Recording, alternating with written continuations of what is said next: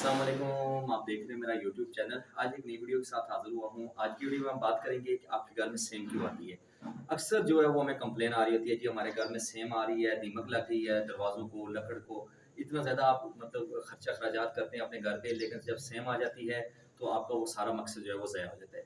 आज की वीडियो में हम इसी पे ही बात करेंगे। ये हमारा प्रोजेक्ट है जी गुलबर्ग ग्रीन में 7 मरले का एफ ब्लॉक में। इसके हम ना ग्राउंड फ्लोर के जो है वो कच्चों की तैयारी कर रहे हैं। एक ऑलरेडी वीडियो शेयर की थी मैंने, उसका लिंक भी डिस्क्रिप्शन में शेयर कर दूँगा कि आपने कंपैक्शन कैसे करनी है, उसके लिए कौन-सी मशीन इस्तेमाल करनी है। एक और चीज़ आपको बताता चलूँ, हमारे पास प्रोफेशनल टीम भी अवेलेबल है, जो कंपैक्शन भी करती है और दीमक के लिए स्प्रे भी करती है। आप अगर हमसे काम करवाना चाहते हैं तो रावलपिंडी इस्लामाबाद में कॉन्टैक्ट कर सकते हैं।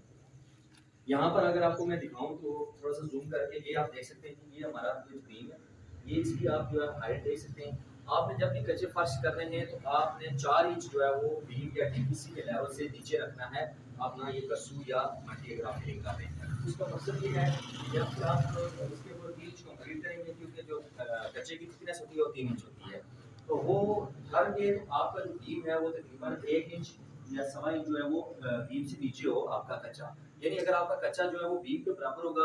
अक्सर मोस्टली हमने यही मिस्टेक देखी है कि जब कच्चा फर्श किया जाता है तो उस बीम के लेवल के बराबर कर दिया जाता है ताकि ये खूबसूरत लगेगा।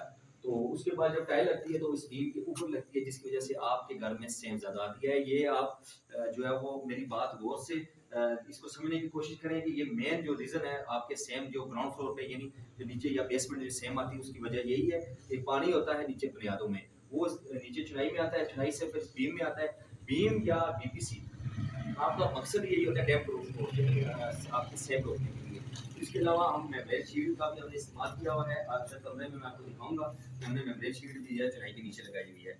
तो आपकी सारी मकसद एफर्ट का जो है वो सारा मकसद ज़ाया हो जाता है। मेम्ब्रेन शीट का भी खर्च अखराजात जब आप इस चीज़ का खास ख्याल नहीं रखते हैं अपने घर के कच्चे फर्शों में। यही मेन चीज़ होती है आपके घर में सेम आने की। आपने 4 इंच का जो है वो नीचे लेवल तैयार कर लेना है, उसके ऊपर 3 इंच की कंक्रीट करनी है और 1 इंच का मार्जिन आपने टाइल और बॉन्ड का रख लेना है। जब आप ये कर लेंगे तो उसके बाद जब आपकी टाइल या बॉन्ड लगेगा तो आपने मिस्त्री को कहना है कि आपने तकरीबन 2 से 3 फुट टाइल जो है वो बीम से नीचे रखनी है, ताकि अगर सेम आए भी तो वो जो है वो आपकी दीवारों में जो है दीवारों में ट्रांसफर ना हो। क्योंकि अक्सर हमने देखा ये बॉटम में काफ़ी ज़्यादा सेम आ रही होती है। अंदर रूम्स में मैं आपको दिखा दूँ तो यहाँ पर जो है आपने इस तरह बीम को सफाई कर लेनी है कि जब जो कंक्रीट वाला मिस्त्री हो उसको नजर आया कि मैंने ये आप देख सकते हैं ये ब्लैक वाली मेम्ब्रेन शीट ही हमारे हमने लगाई हुई है थ्रू और सारी, तो उसको अंदाजा पता होना चाहिए कि मैंने इस मेम्ब्रेन शीट के बॉटम तक जो है वो अपनी कंक्रीट का लेवल रखना है। तो जब वो इस तरह आपके कच्चे फर्श करेगा तो इसके ऊपर जब प्लस्तर होगा टाइल से पहले, तो उसके बाद टाइल लगेगी बॉन्ड के साथ, और आपकी जो टाइल है वो इस बीम से तकरीबन जो है वो 2 से 3 2 सूत्र तकरीबन नीचे होगी यहाँ पर। तो फिर जो है आपके घर में सेम नहीं आएगी, ये गारंटीड मैं आपके साथ बात कर रहा हूँ, क्योंकि हमने इसके ऊपर काफ़ी ज़्यादा एक्सपेरिमेंट किए होते हैं कि आपके घर में सेम क्यों आती है। उसके बाद कच्चे फर्श करने से पहले जो है आपने कंपैक्शन जो है वो पहले जंपर के साथ कर लेनी है। मेन कंपैक्शन है उसकी वीडियो का ऑलरेडी मैं लिंक जो है वो आपके साथ शेयर कर देता हूँ डिस्क्रिप्शन में।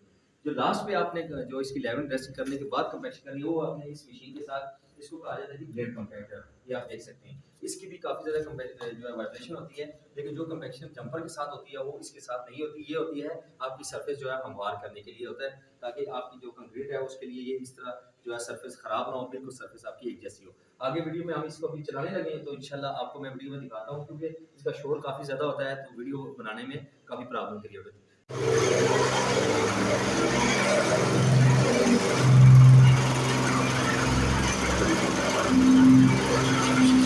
Thank you so much video देखने के लिए। उम्मीद है आपको वीडियो पसंद आई होगी। वीडियो लाजमी लाइक कर दें और कमेंट्स करना ना भूलें। Thank you again. अल्लाह हाफिज़।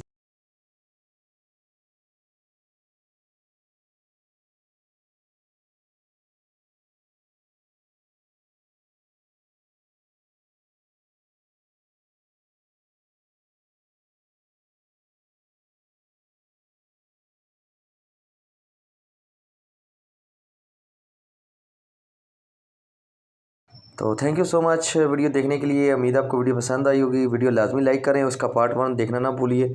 उसका लिंक मैं डिस्क्रिप्शन में ऑलरेडी शेयर कर चुका हूँ। Thank you again. अल्लाह हाफिज़।